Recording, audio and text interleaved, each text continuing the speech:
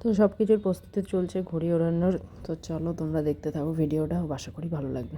তো hello everyone, কেমন আছো তোমরা সবাই? আশা করি ভালো আছো। আমরা তো খুবই ভালো আছি। আজকের এই দিনটা ছিল 15ই জানুয়ারি 2025। তো ভীষণ খুবই একটা আনন্দের মুহূর্ত ছিল, কারণ ফার্স্ট টাইম, আমি প্রথমেই বলি ফার্স্ট টাইম, তো আমার লাইফে ফার্স্ট টাইম ঘুড়ি ওড়ানো। তো আমি এই প্রথম ঘুড়ি ওড়ালাম, তাও অনেক ভয়ে। তোমরা ভিডিওটা দেখো, লাস্টের দিকে দেখতে পাবে। আর এনজয় কাকে বলে সেটা আমার বরকে দেখেই বুঝতে পারছো। ভীষণ এনজয় করেছে। আসলে কি বলতো, ছোটোবেলা থেকেই শুনেছি যে ও ঘুড়ি ওড়াতে খুব ভালোবাসতো।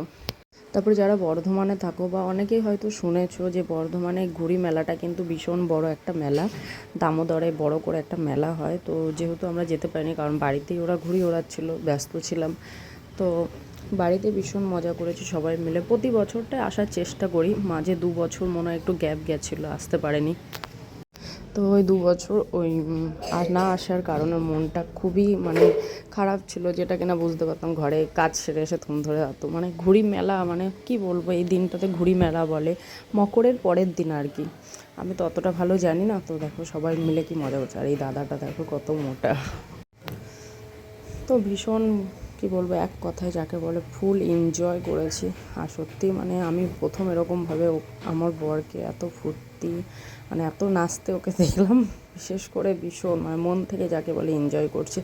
বলে না, মানুষের সব কিছুই দেখো, কাজের পেছনে একটা ছেলের অনেক কিছুই টেনশন থাকে। একটা ছেলের যেরকম ধরো, কেউ যদি সরকারি চাকরি করে তারও টেনশন থাকে, কেউ যদি বিজনেস করে বা কোম্পানি প্রাইভেট জব করে তারও টেনশন থাকে। চাপ কিন্তু একটা ছেলের মাথায় সবসময়ই থাকে, কারণ তার পরিবারকে সামলাতে হয়। তো আমি দেখো একটা গরিব ঘরের মেয়ে, তো গ্রাম থেকে আসা। তো আমি কোনোদিন ভাবতে পারিনি আমার শহরে এরকম একটা বর্ধমানের মতো জায়গায় বিয়ে হবে প্রথমত। তারপরে তো দ্বিতীয়ত যে আমার হাজব্যান্ড এতটা ভালো হবে। দেখো, রাগ অভিমান ঝগড়া সেটা সবার মধ্যেই হয়, যারা লাখপতি, যারা কোটিপতি, যারা ভিখারি, যারা গরিব, তো তারা সবাই হয়। আমি পরিষ্কার কথা বলতে ভালোবাসি, তো পরিষ্কার গোদা বাংলাতেই আমি বললাম। এই যে হাতে ধরে ঘুড়ি ওড়ানো বা সবসময় ঘুরতে নিয়ে যাওয়া, এই জিনিসগুলো কিন্তু সবার মধ্যে নেই। হয়তো সবার টাকা পয়সা থাকতে পারে, বাট জিনিসগুলো নেই। তো প্রথম যখন আমার বিয়ে ঠিক হয়, আমার বাড়ির আশপাশে থেকে শুরু করে আত্মীয় স্বজন সবাই কিন্তু অনেক রকম অনেক ধরনের কথা বলেছে। এমনকি অনেক ইগনোর করেছে আমাকে।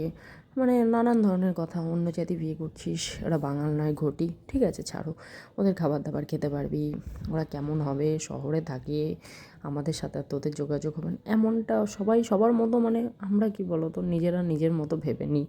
আর মানুষকে সময়ই দিই না যে মানুষটাকে যে আমরা বুঝবো, সেই সময়টা তো দিতে হবে আমাদের। সেটা আমাদের, সেই ধৈর্যটা আমাদের কারোর মধ্যেই নেই। নিজেকে নিয়ে বললে অনেক কথা, অনেক কিছু, সেগুলো তো আর কোনোদিনও শেষ হবে না। তবে খুব খারাপ লাগে যখন আমার বিয়ে হয়, তখন জিনিসগুলো কী বলতো, এতটা হয়তো বুঝতো না ও। তো তারপরে আস্তে আস্তে দুজন দুজনকে যখন বুঝছি, নিজেরা তখন ভালো একটা কথা নিজেদের মধ্যে শেয়ার করি। এখন এখন মোটামুটি পুরোটাই ঠিক। কিছু হলে আমার হাজব্যান্ড কিছু হলে আমাকে শেয়ার করবে, আমার কিছু হলে আমি ওকে শেয়ার করবো। আমরা একটা কথা আধখানা কথাও আমরা পেটে রাখতে পারি না, দুজন দুজনাকে পুরো শেয়ার করে। তো এইভাবেই থাকি। আর বললাম তো, এই যে এইভাবে হাতে ধরে ঘুড়ি ওড়ানো, এইভাবে জামা কাপড়, পোশাক আশাক, এইগুলো হয়তো টাকা পয়সা পেতাম, কিন্তু এই জিনিসগুলো পেতাম না। এই কথাগুলো আমার প্রতিনিয়ত মনে পড়ে। আর খুব যেরকম ভালোও লাগে, তার সাথে কান্নাও পায়। উপভোগ করা বেশ সব কিছুই পেয়েছি যা চেয়েছি। তো যদি ভিডিওটা ভালো লাগে লাইক করো, আর দেখা হচ্ছে নেক্সট ভিডিওতে। ততক্ষণ সবাই ভালো থেকো।